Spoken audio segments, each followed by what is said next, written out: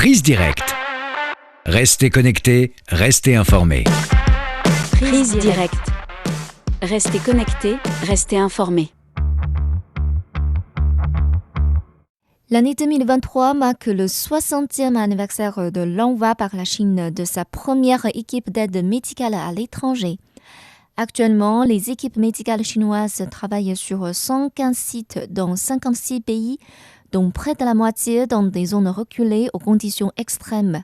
De quelle manière ces missions médicales ont amélioré la vie des populations locales? Nous donnons la parole à l'ancien diplomate malien, M. Yoro Diallo, chercheur principal à l'Institut des études africaines de l'Université normale du Zhejiang. Prise directe. L'invité. Bonjour M. Diallo. Bonjour madame.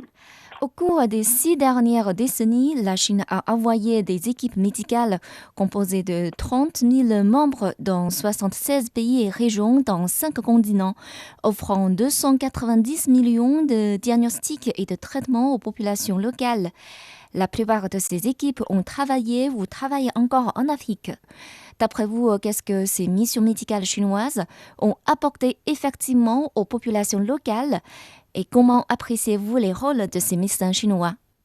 Merci beaucoup madame pour votre question. Et en tant qu'Africain, j'observe le mouvement des équipes médicales chinoises depuis des années. D'abord, personnellement, dans mon pays, il y a toujours eu une équipe médicale depuis les années 68. Et j'ai fait le constat que ce soit au Mali, dans les autres pays de la sous-région et notamment au Burkina qui est à côté, et partout où j'ai eu à rencontrer des gens ou à interroger des gens ou à suivre les équipes médicales chinoises, le constat est que ces équipes médicales chinoises sont exceptionnelles. C'est la première fois dans l'histoire des relations internationales que nous voyons un pays en voie de développement envoyer des équipes médicales pour aider à soigner des populations locales et dans les coins les plus reculés. Au Mali, par exemple, il y avait 3 missions médicales dans 3 régions différentes, souvent des régions très difficiles.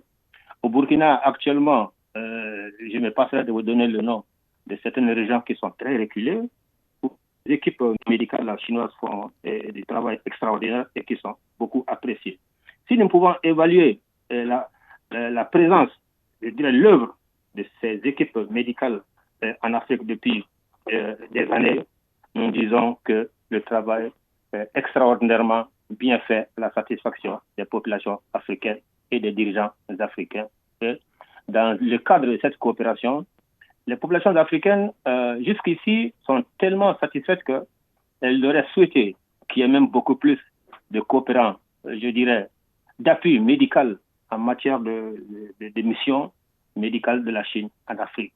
En ce moment, je pense que c'est le bien-être des populations africaines qui est en train de s'améliorer davantage en termes de santé avec la participation des missions médicales chinoises en Afrique.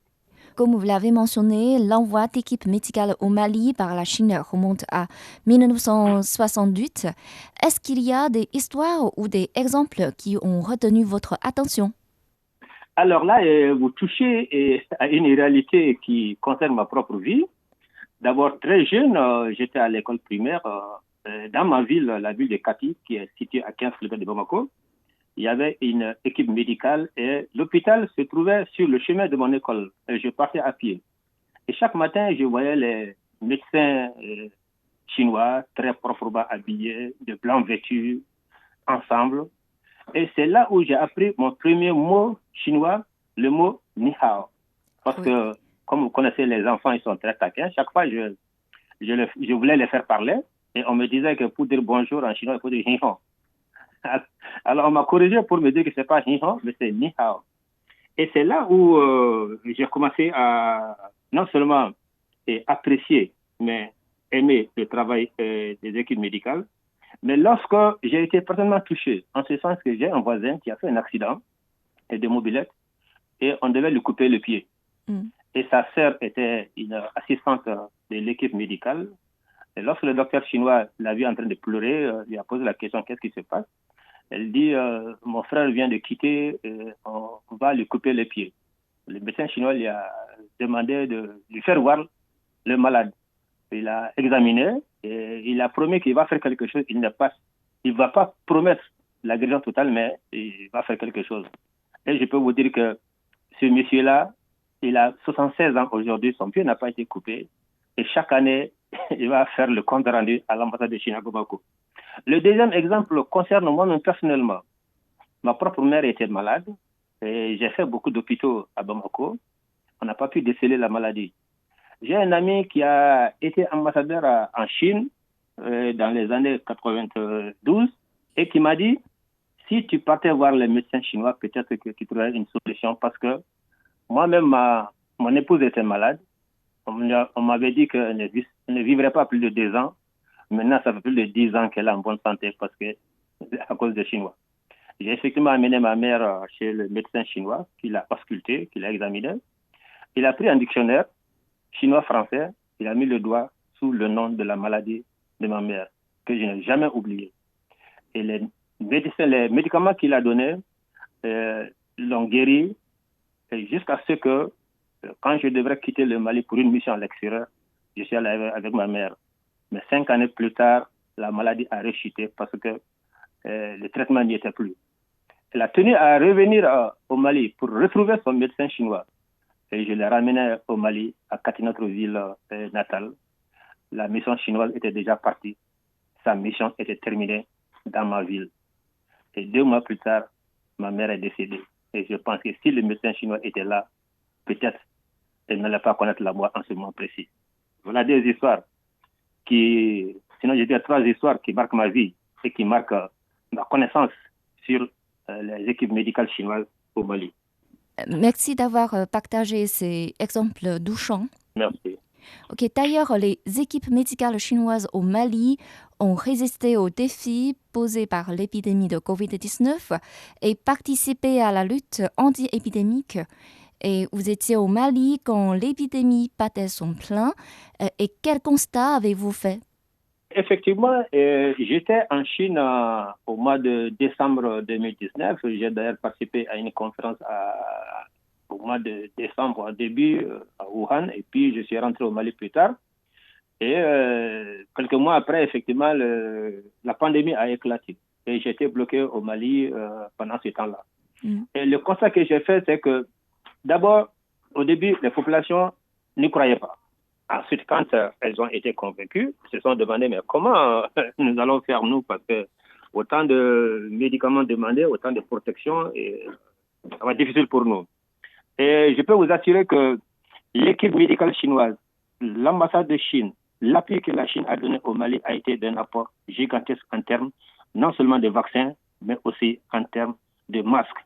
Et je peux vous dire que les premiers masques que j'ai eu apportés sont d'un lot donné par la Chine. Et depuis cette date-là, jusqu'à l'évolution positive, je peux dire, de la situation de la COVID-19 au Mali, nous pouvons dire que sans la Chine, la situation allait être plus dramatique dans notre pays. Ok. On parle toujours de la coopération Chine-Afrique en matière de santé. En janvier 2023, ont été achevés les travaux du siège du Centre africain de contrôle et de prévention des maladies, c'est-à-dire le CTC Afrique.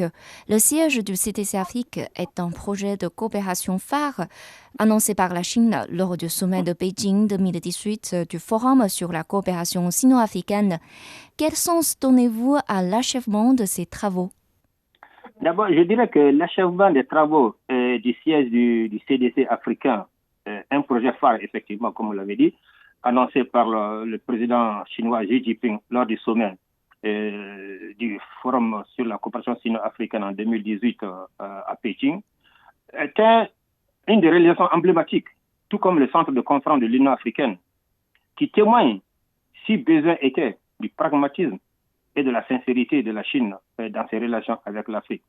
Je peux dire que la philosophie de cette amitié sincère prend son essence dans l'esprit de la conférence des non-alignés à Bandung en 1955, qui a été réaffirmée par la tournée du Premier ministre Chou En-lai en 1963-1964 en Afrique. Le Forum sur la coopération sino-africaine, les réalisations du CDC africain apportera à mon avis, une plus grande contribution à la cause de la santé en Afrique et aussi au bien-être des peuples africains. Et nous constatons que, comme on le dit bien en Afrique, ce Joao a écrit un nouveau chapitre splendide de l'histoire des relations sino-africaines. Rappelons que il y a 10 ans, en 2013, le président chinois a lancé les principes de sincérité, résultats effectifs, amitié et bonne foi, et de recherche du plus grand bien et des intérêts partagés pour les relations sino-africaines. Et nous pensons que depuis cette date, et avec les programmes proposés et adoptés par les différents sommets et les différentes rencontres ministérielles, et la coopération sino-africaine en termes de santé, en termes d'avenir, est une coopération exemplaire sud-sud qui va marquer l'histoire des relations internationales. D'accord. Et selon vous, quelles sont les perspectives de la coopération Chine-Afrique en matière de soins médicaux et de santé publique?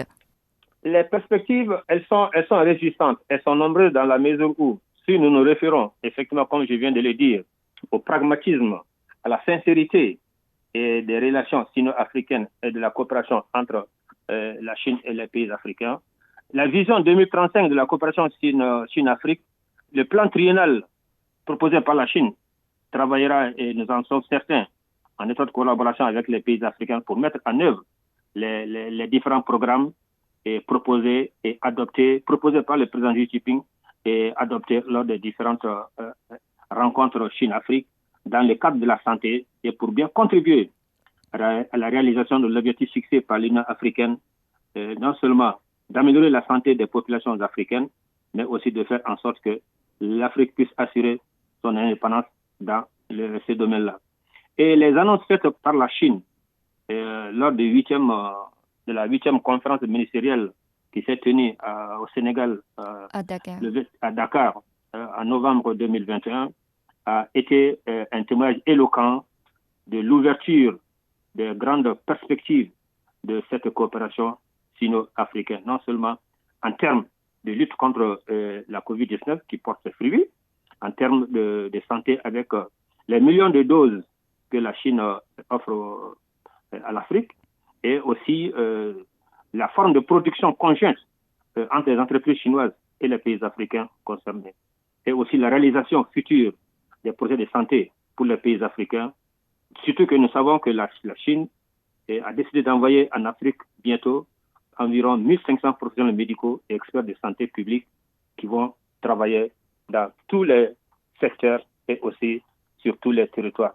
Nous pensons qu'un exemple existe ici et qui n'est pas du tout du verbe, mais dans le concret. Et cet exemple qui n'est pas du tout dans le verbe et du concret vient de la Chine par rapport à ses amis et je dirais à ses frères africains. D'accord, M. Diallo, merci de nous avoir accordé cette interview. Je vous remercie, madame. C'est ainsi que cette édition de Presse Direct touche à sa fin. Merci de l'avoir suivi et à la prochaine. Bamboo Studio est sur Facebook. Vous pouvez suivre nos programmes, regarder nos vidéos, réagir à nos posts et nous laisser des likes ou des critiques. Soyez nombreux à nous joindre sur Facebook. Vos avis comptent pour nous. 我是竹子播客，我在脸书等你。